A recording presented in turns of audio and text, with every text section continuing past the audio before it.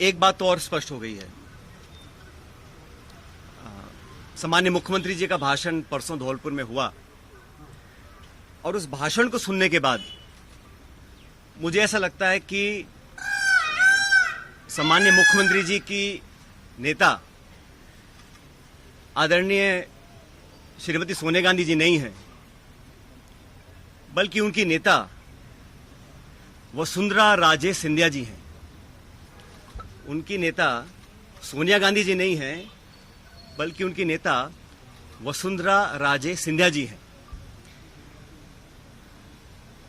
और एक तरफ ये कहा जा रहा है कि हमारी सरकार को गिराने का काम भाजपा कर रही थी, दूसरी तरफ कहा जाता है कि सरकार को बचाने का काम वसुंधरा जी कर रही थी। तो ये जो विरोधाभास है, इसको समझाना चाहिए। आप कहना क्या चाह रहे हैं, ये स्पष्ट कर देना चाहिए। आप सबको मालूम है, सरकार बनने के बाद मैं प्रदेश का उप मुख्यमंत्री था, प्रदेश अध्यक्ष था, और 2020 में देशद्रोह, राष्ट्रद्रोह के मुकदमे में मेरे पर कार्रवाई करने की कोशिश की गई थी। अनेक ऐसे प्रकरण हुए और हम सब लोग, और मैं स्पष्ट करना चाहता हूं कि मैं और हमारे कुछ साथी सरकार में नेतृत्व परिवर्तन चाहते थे। अपनी बात को लेकर हम दिल्ली भी गए और अपनी बातों को रखा। उसके बाद अखिल भारतीय कांग्रेस कमेटी ने लगातार चर्चाएं हुई और आज वो दुनिया में नहीं है, स्वर्गीय अहमद पटेल साहब, लेकिन उनके माध्यम से सब नेताओं से मुलाकात हुई और एक कमेटी का गठन हुआ, एआईसीसी ने किया। उसमें माखन साहब, वेणुगोपाल जी और अहमद पटेल जी सदस्य थे और उस कमेटी का एक काम था। और कमेटी जब गठन हुआ, उस समय हम सबकी बात सुनकर हमारी बातों को एक्सेप्ट किया गया और एक रोड मैप तैयार किया गया। बहुत सारी बातें उसमें थी, मैं उसका उल्लेख नहीं करूँगा, लेकिन कमेटी का गठन हुआ और उसके बाद से हम सब ने, चाहे वो राज्यसभा के चुनाव हो, चाहे विधानसभा में मतदान हो, पार्टी का प्रचार हो, कांग्रेस को मजबूत और ताकतवर बनाने के लिए हम सभी साथियों ने जी जान से कोशिश की और मेहनत की। और 2.5 साल का जो कार्यकाल निकला वो इस बात का प्रतीक है। अनुशासन तोड़ने का काम कभी भी किसी ने नहीं किया। मुझे बहुत कुछ कहा गया, कोरोना, गद्दार, निकम्मा आदि, और जो ये आरोप परसों लगाए गए, ये 2.5 साल से मैं आरोप सुन रहा था। लेकिन हम अपनी पार्टी को और सरकार की छवि को नुकसान नहीं पहुंचाना चाहते थे। इसीलिए मुझे लगा कि जो प्रकार का भाषण दिया गया, मैंने पहली बार देखा कि अपनी सरकार को, अपने ही विधायकों को, अपने नेताओं को बेइज्जत और बदनाम करने का काम हो रहा है। कांग्रेस के विधायकों को तो बदनाम करने का काम हो रहा है और भाजपा के नेताओं का गुणगान हो रहा है। ये समझ से परे है। इस प्रकार का जो काम हुआ वो बड़ा गलत है। और हम सब लोग जो दिल्ली में गए थे अपनी बात को रखने के लिए, किन लोगों पर आरोप लगाए जा रहे हैं? ऐसे लोग जो पब्लिक लाइफ में 30, 40, 45 साल से हैं। 3 दिन पहले मैं बाड़मेर में था। सम्मानी हेमाराम जी 1980 से विधायक, उनकी क्या छवि है, मतदाता, पब्लिक, उनके क्षेत्र के लोग उनको अच्छी तरह जानते हैं, उनकी क्या क्रेडिबिलिटी है और क्या पब्लिक लाइफ में उनका अब तक का इतिहास रहा। ओला साहब, जिनके स्वर्गीय पिताजी 1957 से चुनाव लड़ रहे हैं, बड़े बड़े पदों पर रहे, और हेमाराम जी ने तो अपने नौजवान बेटे की मौत में और याद में एक छात्रावास बनाया है। 100 करोड़ की जमीन तो उनकी बाड़मेर में, निजी जमीन को उन्होंने दान किया समाज के लिए, लोगों के लिए। पैसा इकट्ठा कर 22 करोड़ का एक हॉस्टल बनाया 150 बच्चों के लिए, गरीब बच्चों के पढ़ने के लिए। इन सब लोगों पर इस प्रकार के आरोप लगा देना, मैं समझता हूं बहुत गलत है, बहुत निंदनीय है, और मैं सिरे से इन बेबुनियाद और झूठे आरोपों को नकारता हूं। बहुत से साथियों को मंत्री बनाया सरकार के अंदर, बड़े बड़े पद दिए गए, कोई चेयरमैन है, कोई कॉर्पोरेशन में मेंबर है, कोई पार्टी के पदों पर बैठे हैं। 3 साल हो गए। ऐसे लोग जो पब्लिक लाइफ में रहे, जिन्होंने अपना नाम कमाया, जिनकी एक साख है, उन पे आरोप लगा देना कि आप चंद रुपए में बिक गए, मैं इसको बहुत गलत मानता हूं। और 3 साल से कोई कार्रवाई आपने नहीं करी, ये बहुत बड़ा सवाल उठता है।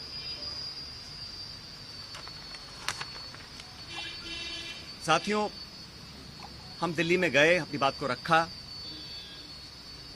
और उसके बाद सारे तथ्यों को संज्ञान में लेने के बाद हमारी अध्यक्षा सोनिया गांधी जी ने 25 सितंबर को सम्मानीय माकन साहब और सम्मानीय खड़गे जी को जयपुर भेजा था। आप सब जानते हैं वो विधायकों की मीटिंग हो ही नहीं पाई। सोनिया गांधी हमारी पार्टी के अध्यक्ष थी उस समय। उनकी जो अवहेलना हुई, उनकी जो मानहानि हुई, उनकी जो बेइज्जती हुई, वो गद्दारी थी।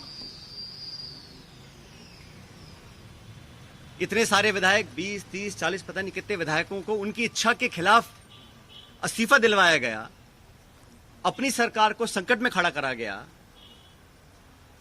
बहुत से लोग आरोप लगाते हैं कि मोदी और शाह के कहने पर इस्तीफे दिलवा दिए गए। अब ये बात मुझे बोले और मैं जाके मंच पे इस बात को बोलूं, ये शोभा देता है क्या? तो मुझे लगता है कि अब तक जो हुआ उस घटनाक्रम में वो उस बात को दिखलाता है अनुशासनहीनता किसने करी, पार्टी का डिसिप्लिन किसने तोड़ा और सही मायने में संगठन को और सरकार को कौन मजबूत कर रहा है, कौन कमजोर कर रहा है। और अपने नेताओं को खुश करने के लिए बहुत सारे लोग तरह तरह की बातें करते हैं। कोई किसी की चुगली करता है, किसी की चुगली करता है। मुझे बहुत सारे लोग आके बहुत सारी बातें बोलते हैं कि यहाँ हजारों करोड़ का घोटाला हो गया, यहाँ ये स्कैम हो गया। इन्हीं बातों को मैं मंच पर आकर इनका बखान करूं, ये शोभा नहीं देता, ये गंभीर राजनीति का परिचय नहीं है।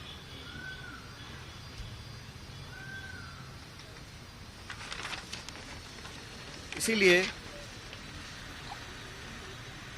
मैं, आप जानते हो, पिछले 1.5 साल से चिट्ठियां लिख रहा हूं वसुंधरा जी के कार्यकाल में जो तमाम गंभीर भ्रष्टाचार के आरोप हमने लगाए, अशोक गहलोत जी ने लगाए, मैंने लगाए, मंचों पर लगाए, प्रेस कॉन्फ्रेंस करके लगाए, उनकी जांच क्यों नहीं हो पा रही थी। अब मुझे समझ में आ रहा है कि ये जांच अब तक क्यों नहीं हुई। मेरे चिट्ठियां लिखने के बावजूद मैं 11 अप्रैल को जयपुर में अनशन पर बैठा इस मांग को लेकर, लेकिन अब मैं नाउम्मीद हूं क्योंकि तथ्य सामने आ रहे हैं। कार्रवाई क्यों नहीं हो और क्यों नहीं होगी, यह बात भी स्पष्ट हो चुकी है। इसलिए मैं ऐसा मानता हूं कि हम लोग जो पब्लिक लाइफ में हैं, जनता ही भगवान है और जनता जनार्दन के सामने हम सबको नतमस्तक होना पड़ेगा। मैंने करप्शन की इशू को लगातार उठाया, पहले भी उठाया, आज भी उठा रहा हूं, आगे भी उठाता रहूंगा। जब जब मैं वसुंधरा जी के करप्शन की बात करता हूं या जो पेपर लीक हुए जिसमें लाखों बच्चों के भविष्य पर सवाल चिन्ह खड़े हो गए, उस पर कोई जवाब नहीं आता। इसलिए साथियों, मैंने निर्णय लिया है कि आरपीएससी, जहां से कई सारे पेपर लीक हुए, बहुत सारी वहां पे खबरें आई कि वहां पर तमाम भ्रष्टाचार हो रहा है, अजमेर स्थित आरपीएससी है। मैं 11 तारीख को, परसों, अजमेर से एक यात्रा निकालूंगा। जनता के बीच जाकर जनता की आवाज सुनेंगे, जनता के मुद्दों को उठाएंगे और जैसा मैंने शुरू में कहा, जनता जनार्दन है, तो जनता के बीच जाना हम सबका दायित्व बनता है। और जो करप्शन के इश्यूज हैं, जो नौजवानों के इश्यूज हैं, जो पेपर लीक और पेपर कैंसिल के और नौजवानों के हितों से जुड़े मुद्दे हैं, उनको उठाकर मैं एक जन संघर्ष यात्रा निकालने जा रहा हूं, जो 11 तारीख को शुरू होगी अजमेर से और जयपुर की तरफ हम लोग आएंगे। लगभग 125 किलोमीटर की यात्रा है। जन संघर्ष यात्रा लोगों के हितों के लिए, करप्शन के खिलाफ, नौजवानों के संरक्षण के लिए। उनकी आवाज को हम सुनेंगे, उनकी आवाज को बुलंद करेंगे और मैं समझता हूं कि सही निर्णय तब लिए जाएंगे जब जनता का पूरा हमारा साथ होगा, जनता का पूरा प्रेशर होगा। पद यात्रा है, जन संघर्ष पद यात्रा 11 मई को मैं अजमेर से शुरू करूंगा और हम जयपुर आएंगे। लगभग 5 दिन का समय इस यात्रा में लगेगा। तो जैसे मैंने कहा, ये यात्रा किसी के विरोध में ना होकर करप्शन के विरोध में है, नौजवानों के पक्ष में है। जो तमाम जनता में आज मुद्दे हैं, जो इश्यूज को लेकर हम राजनीति करते हैं, जिन इशू पर मैं हमेशा अपनी बात रखता आया हूं, उनके बीच जाकर, उनकी बात सुनकर, उनकी आवाज बनने की हम लोग कोशिश करेंगे। और ये अभियान शुरू होगा 11 तारीख को।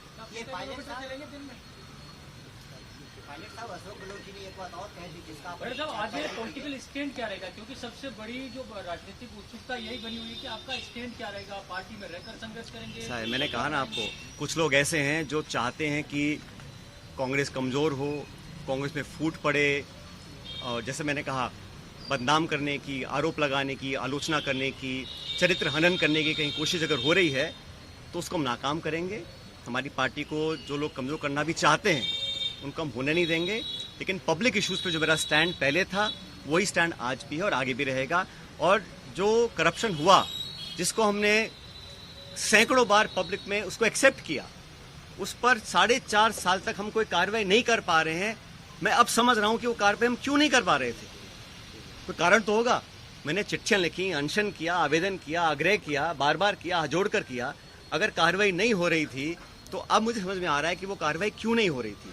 लेकिन किसी भी नेता से बड़ी जनता होती है, तो जनता के समक्ष हम जाएंगे, इन बातों को रखेंगे। और जो लाखों लाख बच्चों के पेपर कैंसिल हुए, जिनके माँ बापों ने अपना पेट काट कर उनके ट्यूशन के पैसे दिए, उनको 2 साल मेहनत करवाई, जो कभी ओवरेज हो सकते हैं, जिनका भविष्य के आगे उनको पता नहीं वो क्या करेंगे, जो विश्वास और जो एक क्रेडिबिलिटी होती है, अगर वो सिस्टम से खत्म हो जाएगी तो फिर आने वाला समय बहुत मुश्किल होगा।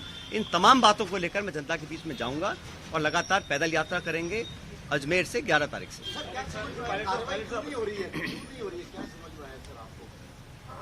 मैंने कहा ना, मैंने जो धौलपुर का भाषण सुना माननीय मुख्यमंत्री जी का, उसको सुनने के बाद अब मैं समझ गया हूं कि वो कार्रवाई अब तक क्यों नहीं हुई और मेरे तमाम आग्रह करने के बाद भी क्यों नहीं हो रही।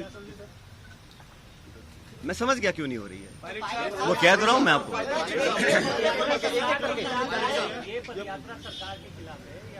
ये मैंने शुरू में कहा, ये यात्रा किसी के खिलाफ नहीं है। ये यात्रा करप्शन के खिलाफ है, भ्रष्टाचार के खिलाफ है। ये यात्रा नौजवानों के पक्ष में है, उनके हितों की रक्षा करने के लिए है। और जनता के बीच हम सबको जाना भी चाहिए। हम जनता के बीच जाएंगे नहीं और हम अपने ही विधायकों को, अपने ही मंत्रियों को, अपनी सरकार को बदनाम करते रहेंगे, बेइज्जत करते रहेंगे, तो हम जनता के बीच चुनाव लड़ने कैसे जाएंगे 6 महीने के बाद?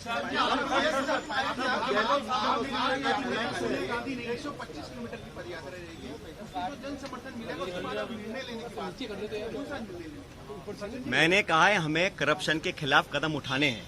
अब तक हम वो संतोषजनक तरीके से नहीं कर पाए हैं, तो हम पब्लिक बीच में जाएंगे और जो हमने वादे पब्लिक में किए थे सरकार बनने से पहले, उन वादों को पूरा करवाएंगे। अभी 7 महीने बचे हैं चुनाव में।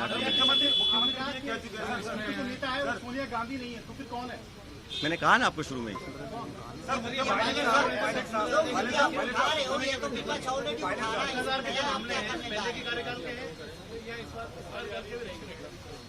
भाई, करप्शन तो कहीं पर भी हो, उसके विरुद्ध हम, चाहे वो कांग्रेस पार्टी हो, हमारी सरकार हो, हम तो खुद ही कह चुके हैं कि हमारी 0 टॉलरेंस है करप्शन के खिलाफ। उस पर हमें खरा उतरना है। और जो मुद्दे संज्ञान में आए थे, मैंने पूरा लिस्ट पिछली बार आपको किया था, उनमें से कहीं कहाँ कार्रवाई हुई है?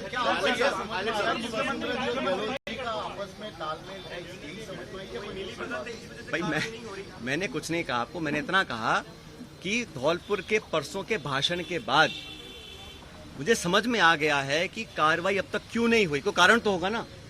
जिस बात को मैं 5 साल लगातार बोल रहा हूँ, सरकार में आने के बाद नहीं कर रहा हूँ, तो क्या कारण थे? वो कारण सामने आ गया। उसी भाषण में मुख्यमंत्री ने कहा कि एआईसीसी से पैसा दिलवा देंगे। उसी भाषण में मुख्यमंत्री ने कहा। इसका जब ऐसा है, मैंने आपको शुरू में कहा कि मैं किसी पे आरोप लगा दूं कि इसने 1000 करोड़ खा गया, 10,000 करोड़ खा गया, 1 लाख करोड़ खा गया, उसका कोई मतलब नहीं है। पब्लिक लाइफ में अगर तथ्य प्रमाण किसी के पास हैं तो कार्रवाई कर देनी चाहिए थी, अब तक क्यों नहीं करी? और ये जो पैसे की बात है, जिन लोगों का पूरा राजनीतिक जीवन सिर्फ पैसे के दम पर पनपा हो, शायद उनको हर चीज में पैसा नोट दिखाई देता है। ऐसा नहीं है, पब्लिक जज्बात भी कुछ होते हैं, पब्लिक वोट भी कुछ होती है, पब्लिक इमेज भी कुछ होती है। जिन लोगों की राजनीति सिर्फ पैसे के दम पर चलती आई हो, उनको हर चीज में अगर पैसा दिखता है, उसका मेरे पास कोई जवाब नहीं है। मैं 3 साल से बातों को सुन रहा हूं। मैंने बार बार कहा है कि करप्शन के खिलाफ हम सबको लड़ना है। अगर किसी पे कार्रवाई करनी तो कर देनी चाहिए थी, इंतजार किस बात का है? और जिन लोगों पे आरोप लगा रहे हैं, समझना चाहिए उनकी 30, 40, 50 साल की राजनीति है। हम भी बड़े बड़े पदों पर रहे हैं, केंद्र में रहे हैं, राज्य में रहे हैं, निर्वाचित रहे हैं, पब्लिक के सामने काम किया है। अगर कोई उंगली उठा सकता है बता दे हमारे को।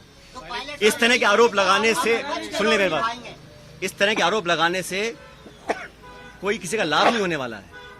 आरोप तो मैं भी लगा सकता हूं, जबान खोलने में क्या दिक्कत है किसी को, लेकिन हम संयमित रहे। तमाम गालियां खाने के बाद भी हमने पार्टी का अनुशासन नहीं तोड़ा, आज भी नहीं तोड़ रहे हैं।